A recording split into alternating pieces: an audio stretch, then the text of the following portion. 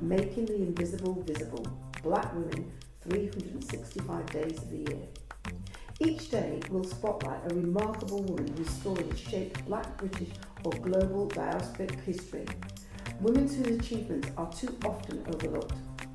Through these daily short films, we create a living, breathing archive of leadership, creativity, resistance and legacy. Let's begin. So my name is Sadé Paul-Henry.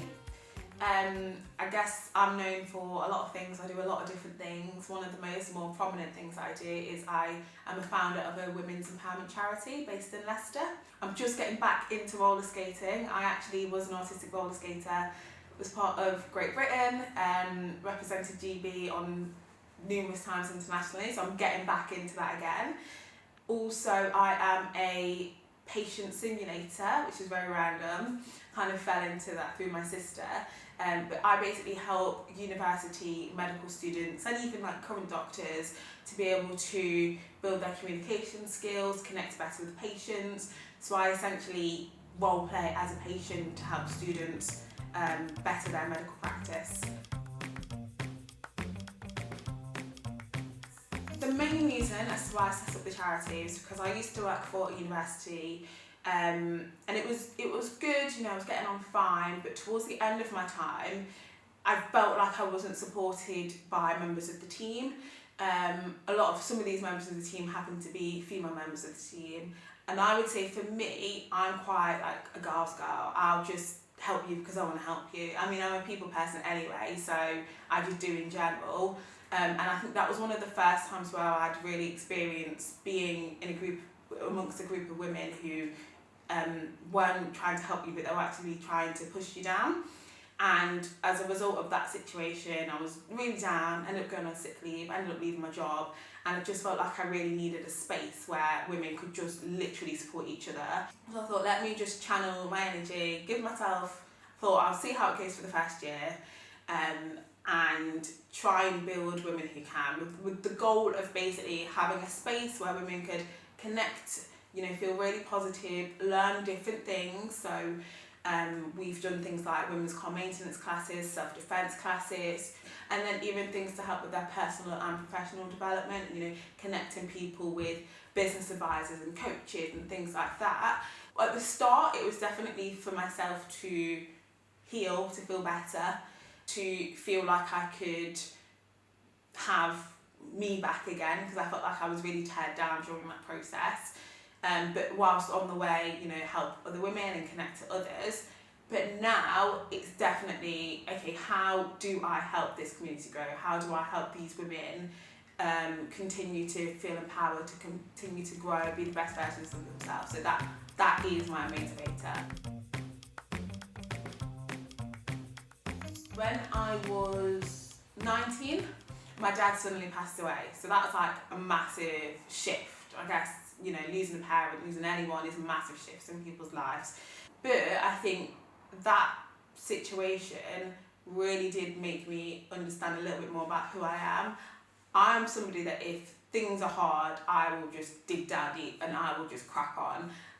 Not always the healthiest, you know, to just focus on work and block things out. But I think that situation made me realise that actually I can do anything that I put my mind to. So I think it also helped me to really solidify my values, what I want in life, but also the fact that life happens, challenges will happen, but what you're going to do about it. One of the sort of areas that we also work on in the charity is with women who don't have dads in their life, because one of the things we realised is, so we moved house, and, you know, getting contractors in, taking your car to the garage, all of those kind of things. It's very different when a man isn't there.